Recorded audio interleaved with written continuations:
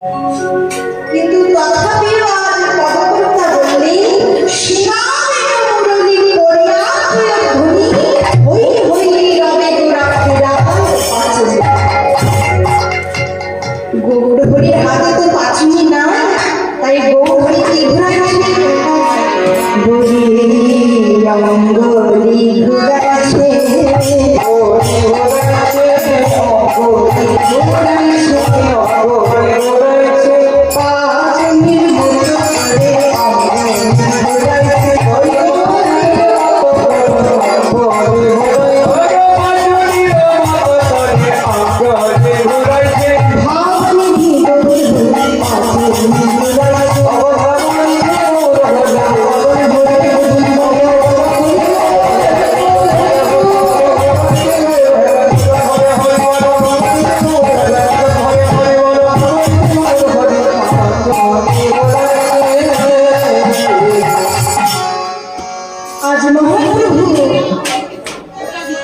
তার হাতে তো পাঁচুনি না, তাই মহাপ্রভু আজ কি করলেন না অঙ্গুলির উপর করে আজ পাঁচুনি ঘুরাইছে।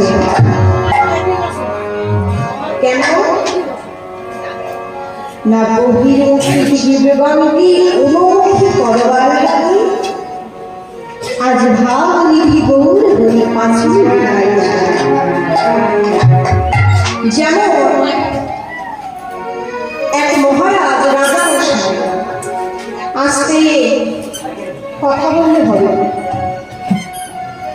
জয়নিকাল রাজা মশাই একটা গরু কিনেছে হয় ভালো করে আস্বাদন করবেন।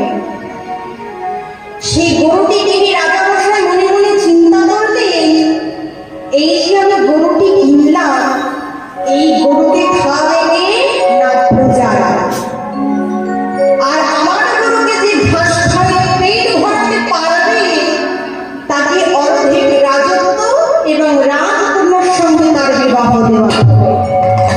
এই ঘোষণা রাজামশাই করলেন।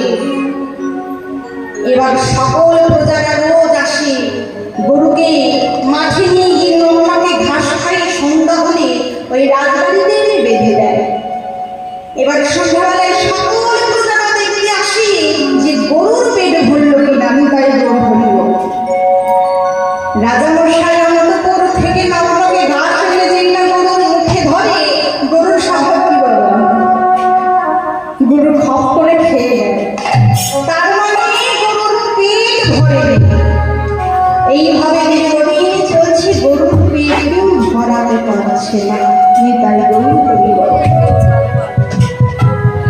যে গরুর কামনায় বাসনায় ভর্তি সেই গরুর কি বাবা কোনোদিনও পেট ভরবে?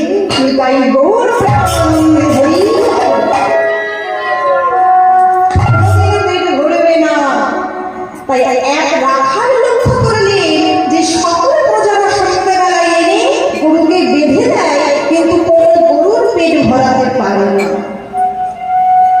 সেই রাখাল মহারাজের কাছে এসে বলছে, মহারাজ আজ আপনার কোনো চিন্তা নাই। রাখাল কিসের চিন্তা নাই? মহারাজ আমি রোজ রোজ দেখেছি প্রজারা সকালবেলা এই গাভীকে নিয়ে নটনকে ঘাস খাইয়ে সন্ধ্যা হলেই রাজবাড়িতে এনে বেঁধে দেয়, কিন্তু সেই গরুর কেউ পেট ভরাতে পারে না। তাই রাজামশাই আজ আপনার গরুকে আমি ঘাস খাইয়ে পেট ভরাবো। কি বললে রাখাল? তুমি আমার গরুকে ঘাস খাইয়ে পেট ভরাতে পারবে? হ্যাঁ মহারাজ আমি পারবো। বেশ, তুমি যদি ঘাস খাইয়ে পেট ভরাতে পারো তাহলে অর্ধেক রাজত্ব এবং রাজকন্যার সঙ্গে তোমার বিবাহ দেওয়া হবে। এই বলে সেই রাখালটি গরুকে নিয়ে একটি গাছের সঙ্গে বেঁধে দেয়। সেই রাজামশাই যে নগ্নকে ঘাস আনত সেই ঘাস ধরেছে এক হাতে আর এক হাতে নিয়েছে লাঠি। যেই না ঘাসটা গরুর মুখে ধরছে, যখনই গরুটা ঘাসটি খেতে আসছে তখন ওই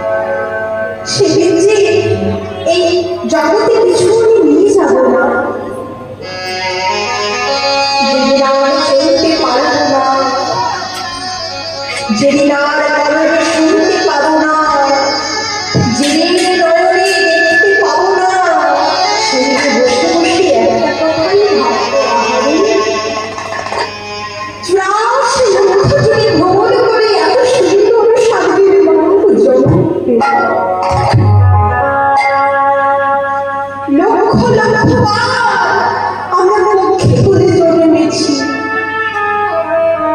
মুক্তি পেলাম কবে জানো? যেদিন আমার কুলে জন্ম হলো। ময়ূরী পালক যখন গোবিন্দ শিয়াই লাগলো, তখন পক্ষী জন্ম হইতে আমরা মুক্তি পেলাম। লক্ষ লক্ষ বার আমরা জন্মেছি। মুক্তি পেলাম কবে জানো? যেদিন আমার শঙ্খরূপে জন্ম হলো, সেই শঙ্খ যখন গোবিন্দ সেই জন্ম হইতে আমরা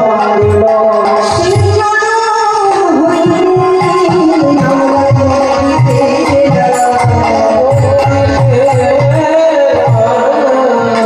হলো ভগবান আমরা তীর মুক্তি পেলাম কবে জানো? যেদিন আমার মাঝি হয়ে জন্ম সেদিন আমি মধুর সংগ্রহ করে চাকরি করলাম।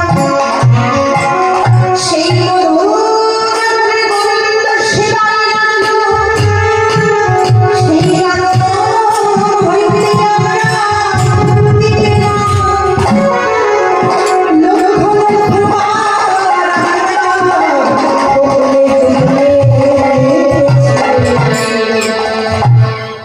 মুক্তি পেলাম কবে জানো? যেদিন আমার তুলসী পত্ররূপে জন্ম হলো। সেই তুলসী পত্র যখন গোবিন্দ সেবায় লাগলো, সেই জন্ম হইতে আমরা মুক্তি পেলাম।